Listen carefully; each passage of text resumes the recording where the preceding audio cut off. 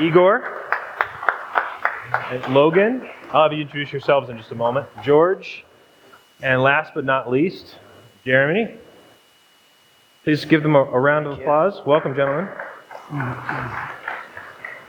So, Igor, would you introduce yourselves, please? Of course. So my name is Igor Seletsky. I am CEO and founder of Cloud Linux. We're the maker of Immunify, multi-layer security software that is installed on about 400,000 servers, 35 million domains. We've been doing it for about 7 years, and I'm sure many of you know us. Excellent, thank you. Logan, please. Logan Kipp, the Director of Sales Engineering for SiteLock, a Sectigo company. We do cloud-based security at the website level, licensing at the website level.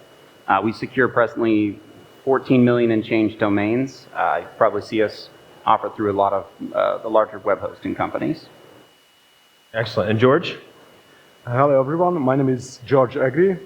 I'm the CEO and founder of BitNinja. I'm actually coming from the web hosting space as well, as I had a web hosting company just as many of you do. So I think I understand your needs and the purpose of security and the importance of securing your WordPresses. Excellent. Thank you, George. Jeremy, please. Yeah, my name is Jeremy Warren. I'm the CEO of Monarchs. We're a website security company as well. We've built a whole new way of dealing with website malware and protecting websites from malicious attack.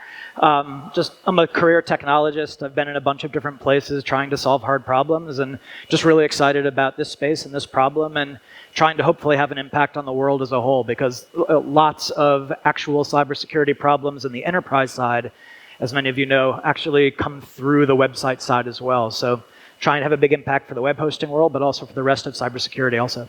Excellent. So before we get into our topics, I want to give the folks a chance to get to know each of you a little bit. Jeremy, you started out in government. And what was that transition like, going from government into the startup world? I actually started out in the startup world and then took a detour over to government. I was in, I just like I said, I like hard problems. Worked in big data in a startup in Boston before it was called Big Data. And then had an opportunity after 9/11 to go and work at the Department of Justice, working on information sharing to help prevent the next attack. It was a lot of fun, learned a lot about cybersecurity, did a lot with our partners in the intelligence community, and DOJ is interesting because it's prosecuting, it's investigating, obviously with partners, it's sometimes being on the offense from a cybersecurity perspective, and just learned a lot, but wanted to go back into the small, fast-moving space again. Came out to Utah, worked in smart home, and now with Monarchs. Just I like new things, like big challenges. Awesome. Thank you. George, you started BitNinja, it was about 9 years ago? Like 7. 7, yes. And what was it that, you had background in the hosting space, what was it that inspired you to get involved with BitNinja? Just get that started. So as I mentioned, I'm coming from the hosting industry as well. My first company that I founded at the university is a shared web hosting company. And by 2010, we became one of the leader shared web hosting providers in Hungary. And later on, we had a lot of problems with hacked websites. So you might know the symptoms: spam, phishing, DOS attacks, and others. And it caused a lot of churn because customers were leaving, they were not able to update their websites, of course, or secure the websites. So I realized that the liability on securing or keeping the website secure is on us. So that's why I started an internal research project. And soon we realized that the same problem is present on every hosting providers, so nobody had a solution for this problem at that time. Well, SiteLock was present, but they are doing a little bit different model, as they are securing mostly websites. And later on, also Immunify was started like 2 years later, and then Monarchs. But I believe we still innovate the fastest on the market. Awesome, thank you. Logan, you've been at SiteLock now from Sectigo about 11 years now? 11 years. Yeah. What inspired you to get involved in the world of security? Oh, goodness. So I come from the mass market hosting space. Work for one of the larger North American companies as a consultant, doing much the same thing.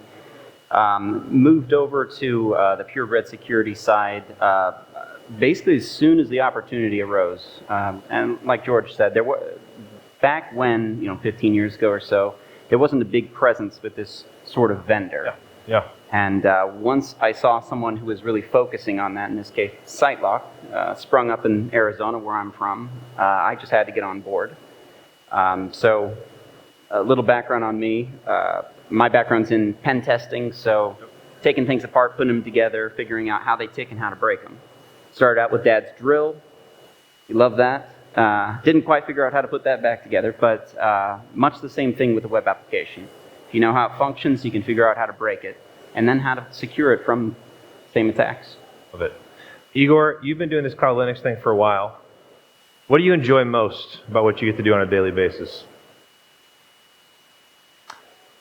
I think there is two things that kind of make me tick. One of them is definitely creating new stuff. Yeah. But the other one is getting feedback, getting very positive feedback from the customers. So I'm somewhat feedback junkie. I do like when people say, oh, your product is the best, your product is the best. So that's what kind of drives me. I really like people come to me and like, can you make a control panel for us, please? We know you can do it, and I tell them no. So when 8 years ago, 7 years ago, a lot of my customers came to me and like, you know what, we really need a security solution. I decided, heck, why not? That sounds like fun. But yeah, that's what drives me. I like to get praises from the customer. So after the speech, don't be shy. How do you feel about negative feedback? I think it motivates me even more than positive, meaning I really, really hate it. So when people tell me something doesn't work, it's time to scramble and fix it. Like it. Jeremy, when did WordPress first come on your radar? What was the first thing for you? Yeah, as a user, as a site owner, back actually in government. Actually, Drupal probably had a bigger presence in government at the time, but WordPress was certainly up and coming and was making a lot of progress. I remember chatting with folks about how it was going to be a more powerful platform, and especially because of the kind of adoption it was having and the growth of the community. From a Monarch's perspective, we work on all kinds of platforms, but we get to see then the popularity of what's out there and what new sites are coming on with, and obviously WordPress is dominant. It's the well over the majority of new sites from what we see, and it's just a robust community. It's something where there's a lot to be said for on the positive side, but also creates a lot of business opportunities, I think, for us up here on the stage, because there are challenges from a security perspective as well. Yep, we're going to talk about some of those. George, what about for you? You started out in hosting. Was WordPress something that was like on your radar from the onset, or was it something that came later? Yeah, so when I first met WordPress or started to work with it, it was even before I started my hosting company, because for a short period of time I tried to do a web design company, but actually soon I realized that I'm not that good at graphical design. So I started that website, I believe, in WordPress. And later on, when I started my web hosting company, there was a big demand for hosting WordPress sites. And there started to get new companies who are starting to specialize on WordPress hosting. So at first I was like, all right, what's so special about it? It's the same hosting. But then I realized that there are things that you can do to make WordPress hosting stand out from the others, and one is security. So I believe there are three important things related to hosting. One is uptime, the other one is speed, and the third is security. So you need to stand out in all the three Logan, measurements. what about you? When did WordPress first come on your radar? So I was an early adopter. I think I got involved with WordPress, would have been Build Coltrane, if anyone goes that far back. So I was introduced to it at a very young age, would have been in high school. Started using it to build websites for other people at first. So early adopter, I was a contributor at one point, and then SiteLock actually also had deployed me as a contributor at another point. So I've been very involved for, what would be 15 or so years, I'd say. Love WordPress, love the environment, love where it's been taken. I love going to WordCamps. I think there's a saying they have, come for the software, stay for the people. And WordPress is a really great example of that phrase. Yeah, one of the things that's interesting is it's easier and easier to like replace the software these days. It's interesting, like it's not all that special. There's a lot of complexity to it, but the ecosystem, the community around it, that's a whole different thing. Nothing comes close. What about you, Igor? When did WordPress first come on the radar? I was truly shocked because I knew that Joomla is gonna win. I mean, back then WordPress had more security bugs than dog had fleas. But guess what? Community does solve those problems, and what WordPress had a great community.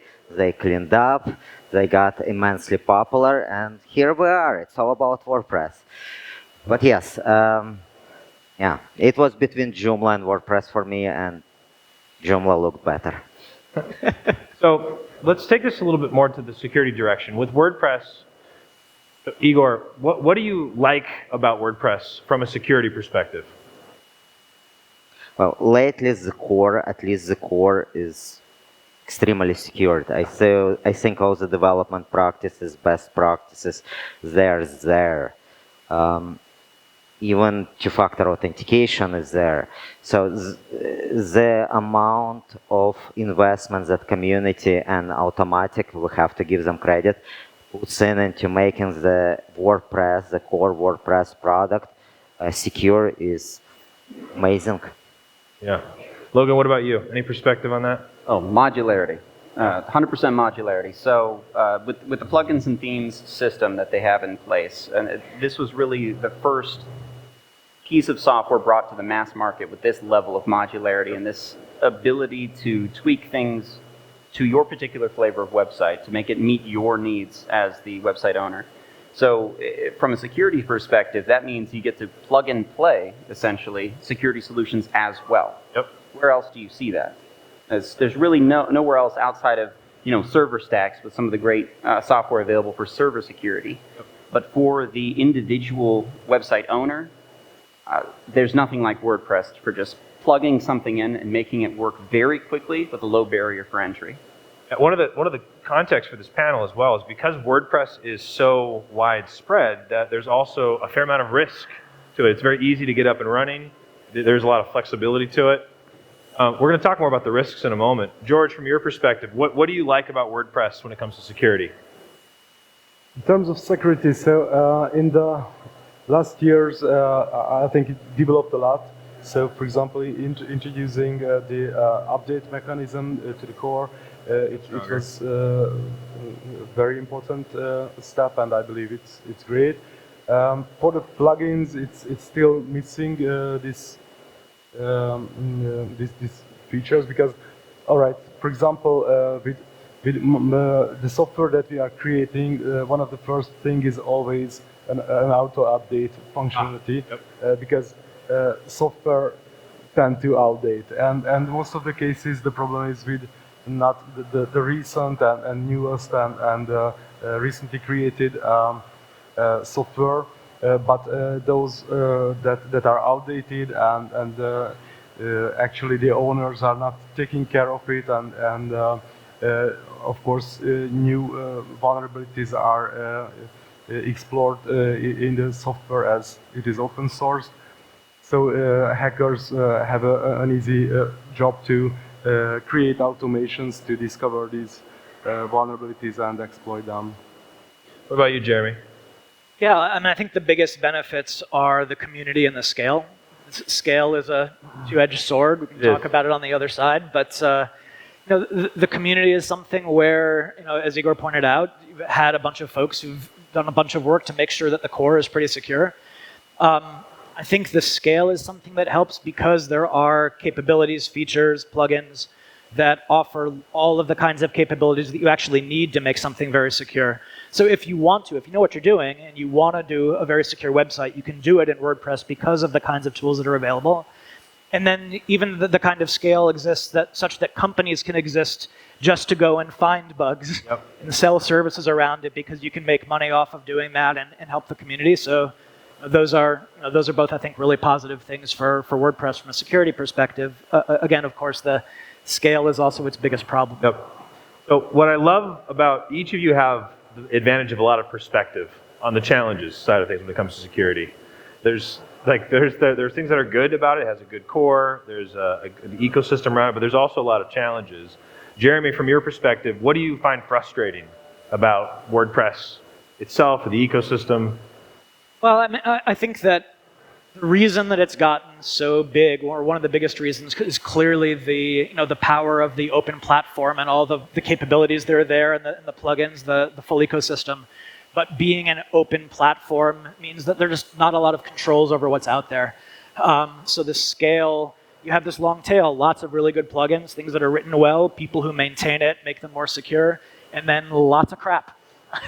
And there's lots and lots and lots of crap out there. There's lots of copycats that are not well maintained, copycats that exist just to actually have backdoors that people will use rather than paying a few bucks for the licensed version.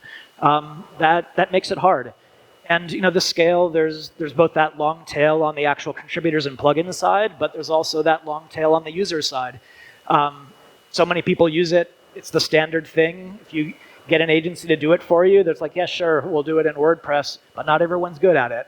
So there's just lots of sites that are not well maintained, lots of plugins that are not well maintained, and with so much usage out there, it becomes an attractive target for the bad guys to go and find and exploit those problems. Yep, it becomes quite attractive. You have a lot that you can draw from.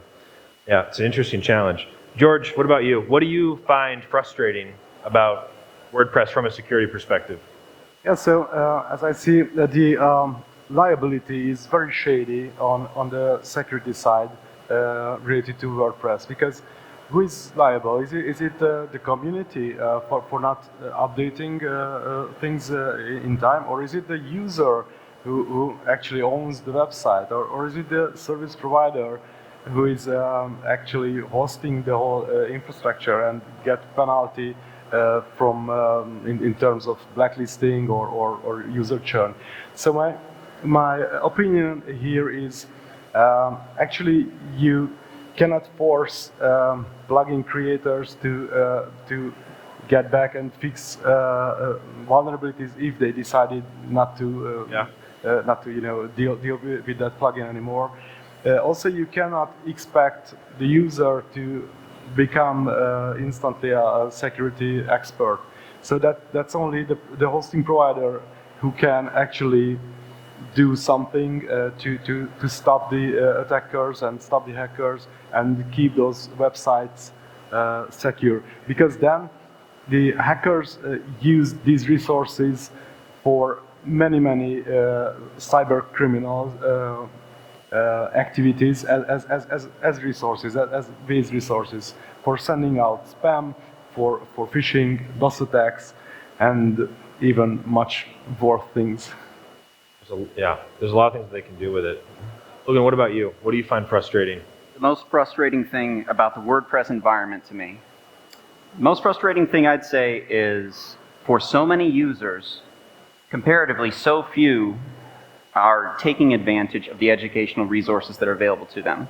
Okay. For example, there's a WordCamp in every major city in every major country in terms of market penetration for the software. If there's not a WordCamp, there's a meetup. There's some community presence. Yeah. There's a presence. There's a meetup. There's a WordCamp, and in these WordCamps, there are a number of educational resources that help the individual power user, the individual administrator, the mom and pop shop become a little bit more or a lot more familiar with what their security posture is, what it should be, And George touched on a very important point there. There's this expectation in the market that the hosting provider is responsible for providing this security. To a degree, that's certainly going to be the case. And certainly that is the expectation in the market. But with the resources available, my frustration is that I would love to see more of the people using the software become a part of pushing the software forward, become a part of expanding the education around what needs to be done.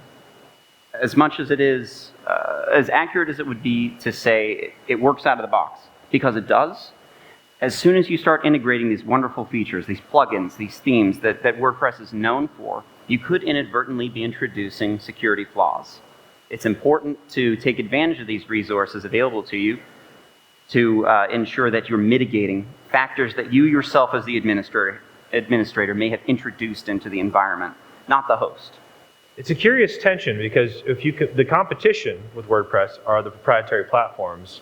And I think it's fair to say for most end users, there's not an expectation that they're having to be responsible for security on a proprietary platform. And I don't disagree. It's like, it's at the end of the day, because WordPress ends up being yours, there is this sense of responsibility. But for many, they, yeah, it can be hard. Like, where do they get the education? Igor, what's your perspective? What do you find frustrating? So, as a security company, Yeah. my previous answer was kind of flawed.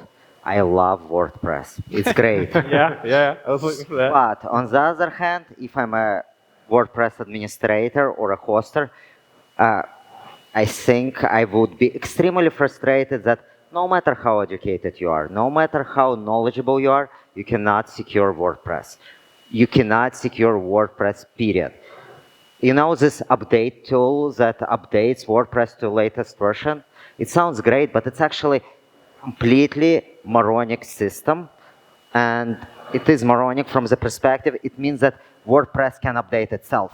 It means that if there is a vulnerability, this vulnerability can inject anything it wants to inside the WordPress.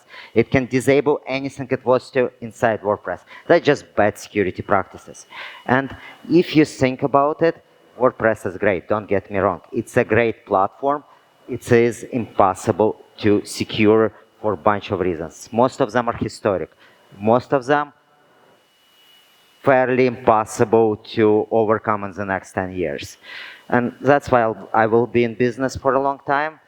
And that's why I also think claiming that, hey, we need to educate our customers is like blaming the victim.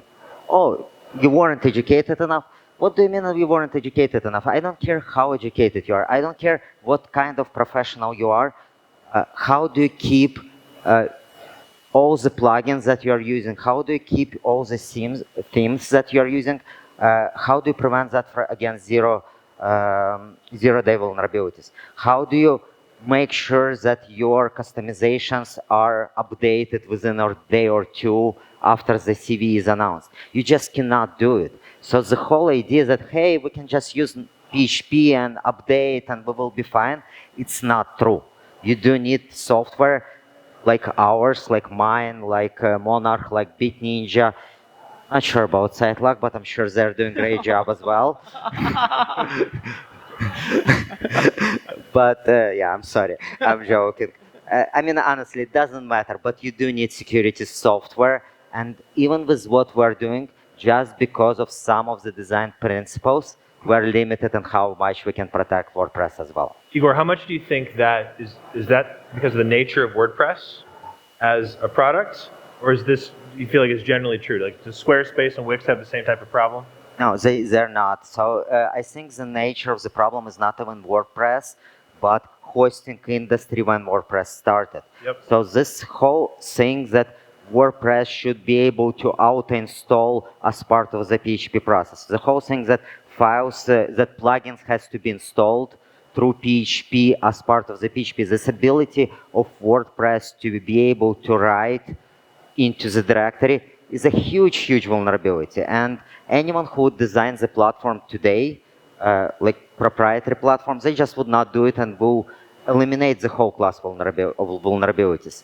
The same true with database issues that we might have. The same is true with, well, it's a separate thing. With plugins, for example, or themes, you have full ability to do PHP, which is absolutely great if you're a developer. It's a huge hole if you are trying to secure WordPress. So we have the benefit of a lot of shared experience and perspective here. So I want to start to shift the conversation towards guidance and to give the audience the benefit of what you guys have seen. So Jeremy, I'm going to start with you. For hosters, what are some of the ways that you would like to see them think about security in WordPress? Well, this is an easy one. It's an opportunity. Hosters should be making money. We have a saying here, monetize your malware. Way that we're going to actually get the web to be more secure is by having a financial incentive behind it. And the hosters should be making money off of this, whether that's paying for it in order to drive retention in their customers because it's part of the package that you're going to have an actual security solution that will keep your site up and running and safe, whether it is having upsell packages that include that and driving people to higher revenue packages in order to make it more secure. But it's something that the hosters need to figure out what's the right business model to treat this as an opportunity to actually help their business and help their customers. If it's something that's swept under the rug and it says, gosh, I hope the customer doesn't call me, or if something is bad, then I'm going to send them off to another hoster, which I hear people say all the time, which drives me crazy. So this is a big focus for us, is trying to create positive momentum around using security solutions, using Monarchs in particular, of course, because I will say we're all awesome here on the stage. You can go back to our booth afterwards, and we'll all give our own stories about how we're the best. But I think that's the solution. I think that asking users to do things differently, asking the plugin writers to do things differently, asking for the WordPress architecture to change. Look, I think this is we're here in ancient Rome, right? So. Stands in the way is the way, as far as I'm concerned. So these are things that we just accept as part of the WordPress ecosystem and the way that hosters run it. And the solution is not to try to push against those things that can't change. The solution is to say professional security solutions from companies who know what they're doing and have the hosters have an opportunity to actually help their businesses and then apply it comprehensively. George, what do you think? What are some of the things that you would like to see hosters care more about when it comes to security? Yeah, so there are many hosting providers who already recognize that there's a need for a solution. And can I ask the audience, please put your hands up if you are CTO or CIO or C-level at the company about who is, no one is C-level. All right, thank you. Yeah, just shy. I thought, all right, I have to talk about something different. All right, so I would like to ask or tell you how I would evaluate a security offering or a security product. Because many times what I see is the focus is on how many malware caches were, or how many malware have been removed by a solution. But this is a little bit flawed process, because actually what is the original problem that you are trying to solve? You try to solve the problem of your customers, and every time there's a new malware found by an engine, it means that an attacker has read and write access on your server, on the account.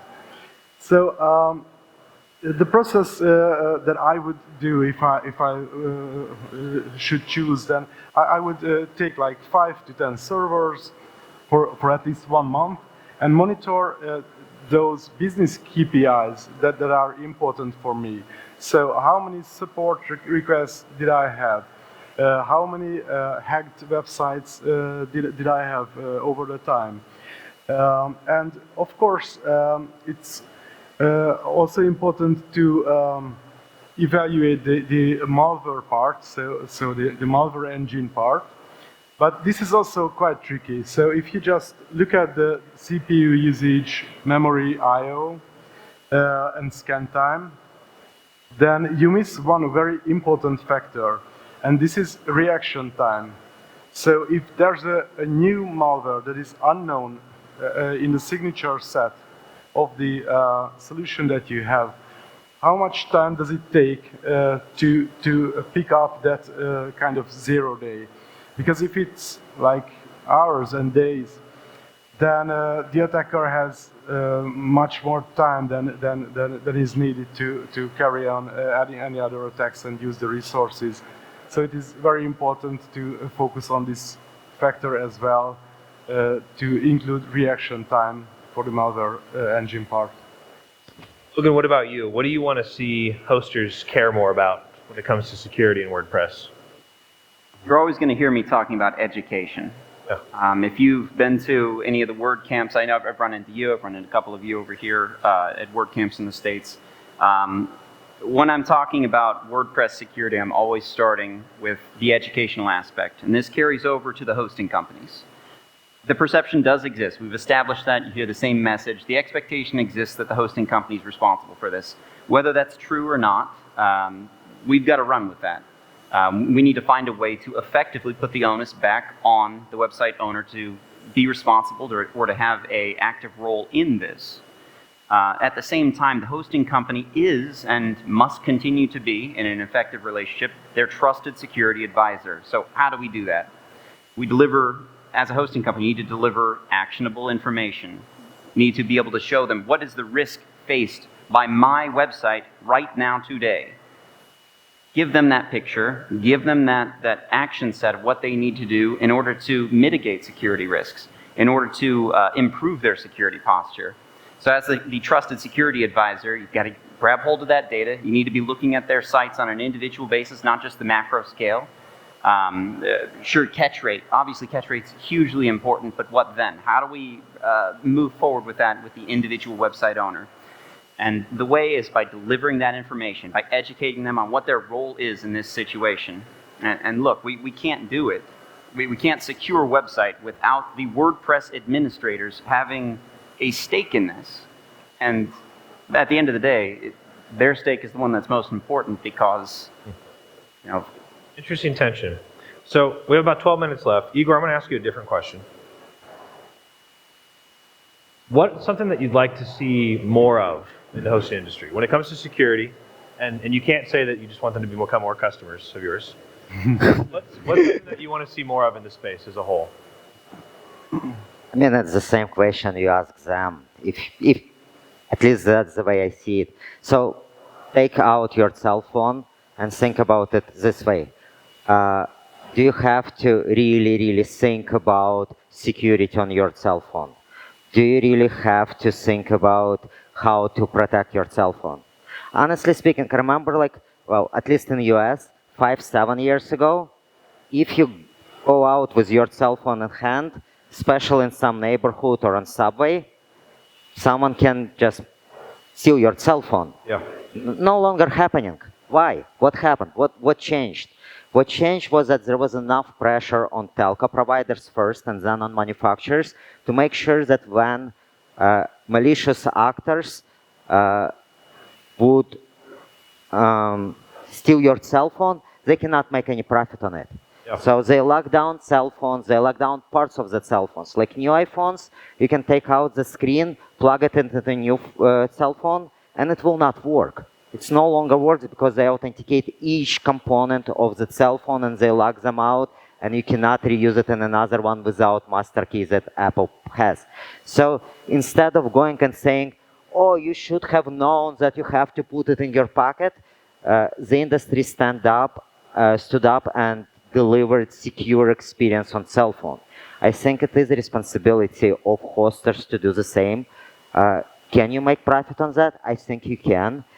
Can you do it right? I think you can. But I do think it is the host responsibility. It is software vendor's responsibility to make sure that your customer has a secure, reliable experience and doesn't feel like a victim. It is a responsibility of hosts to make sure that customer doesn't have to wake up and know, oh, now I need to remediation service so that my site is no longer does drive-by attacks or redirects somewhere else. So, Igor, I think the metaphor holds nicely for cell phones as an example, because there's a lot of incentive from Apple, for instance, to make it more secure, right?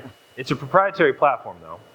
And in the case of WordPress, I agree. I think there's a lot of opportunity to improve it. Where do you start? Because it's decentralized. It's a volunteer-driven project. Where would you see it? Where would you have a hosting company start? Security software. You cannot do it by yourself. I'm sorry. I wish you could. I mean, I'm okay to lose that part of the revenue, and I think at some point we will lose that part of the revenue. But today you have to start with security software. It's the same like on Windows. How do you secure Windows? Yes, you do need the security software on Windows to secure it. Same with WordPress. How do you make WordPress secure? You need the security software. Yeah, there does seem to be a correlation to the openness and the risk factor. Like WordPress, by nature, is highly open, it's highly flexible. That means you have much more surface area prone to risk versus a much more closed platform. It's also more homogeneous environment, so it's much easier for attacker to go after WordPress sites than Joomla sites. There's just not enough to make a difference. Justify the incentive, yeah. What about you, Jeremy? What's something that you'd like to see more of in the hosting industry when it comes to improving security? Again, I think that the responsibility does lie with the hoster, and that's where the opportunity lies as well. Outside of really locking down environments, taking away all the flexibility, creating very dedicated, simple, less flexible WordPress environments. And by the way, some of that is happening. Lots of platform as a service companies building WordPress products for hosters to use that are already locked down. That will help some, but it won't solve the problem. It won't. That's because you have a large install base that already exists. You have that as well, but it's just, you can invent better windows, you can invent better door locks, but people are going to leave the windows open, and people are going to leave the doors unlocked. And we just see this over and over and over again. And so users are not going to take advantage of really securing their admin credentials. They're not going to patch all of their plugins. They're not going to patch core. They're not going to upgrade to the most modern versions of everything. And so, again, we just take this as a given. That the front door is going to be left open. And so what's the solution here? The solution is to shoot everyone who walks in who's not supposed to be there. And so it's just true. I think that it's great. And I want the WordPress community, I want the plugin community, I want the hosters to do a better job of locking the windows and of closing the doors. But we just assume it's not going to happen fully. The users aren't going to do it. It's not going to happen across the board. And so it's our job to deal with everyone who makes it in, assuming they are going to make it in, and get rid of them quickly, repeatedly, automatically, safely, not break sites. What about you, George? What would you like to see more of when it comes to hosting and taking WordPress security more seriously? Yeah, so increasing security awareness is, I think, an important factor. And,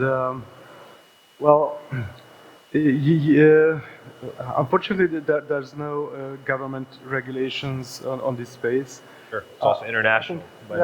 Because it should be international. But I think that could help a lot if there would be introduced some regulations on this space. Because currently the internet is like the Wild West, so you can actually almost do anything. If it's not big enough in size, you hack a WordPress site. Not a lot of consequences today for being a bad actor in the space. Yeah. So until there's no penalty, the hackers will keep doing it because it's profitable for them. And we try to increase the awareness by sending out reports for the owners of the IP addresses who are sending malicious traffic to the servers that we are protecting. So this way we try to increase awareness of security, and we would like to see a more secure internet in the future. Because I have a daughter, so I want her not to face the same difficulties that we are facing right now. I like that. Igor, I like that you mentioned, because it's true, the phone thing, there has been change. It was quite different before. It's like, yeah, you had a phone, there's a higher risk of it being taken. Now it's a lot less attractive. There's definitely things that we can improve. Logan, so I'm a big fan of education. It was great to see the Learn WordPress initiative come out a few years ago, so there's been a lot more focus. That's been core to the project's success for a long time, this focus on kind of educating. So from your perspective, if hosts were going to put more resources into that, where would they focus? Well, what do you want to see more of when it comes to education in the space? Well, we see a lot of hosting companies that already do take an active role in the education of the community through WordCamps and even sponsoring meetups and so on. But I think what's really lacking here for a lot of hosting companies is actionable data. It's one thing to say, hey, you need to take an active role in this. Hey, you need to be looking at X, Y, Z, or Z, and go out and do that. Go, shoo. That's one thing. But it's a completely other thing if you can, as a hosting company, say, you, website owner, this is your list. This is what your site looks like. These are your individual risks. And as your trusted security advisor, I've got this information to share with you. Yeah. So actionable information on the individual level is something that hosting companies could and should be doing better. There's a curious tension there, because I'm glad, Jeremy, you mentioned that there is a trend towards WordPress becoming more like productized in some of the offerings, where there's more restrictions put onto it. Because I agree, Logan, there's also this interesting challenge where if you give a user a bunch of stuff, it's like, well, why am I here when I can just go to a proprietary platform and not have to worry about all that? And that's an interesting tension that we have to navigate.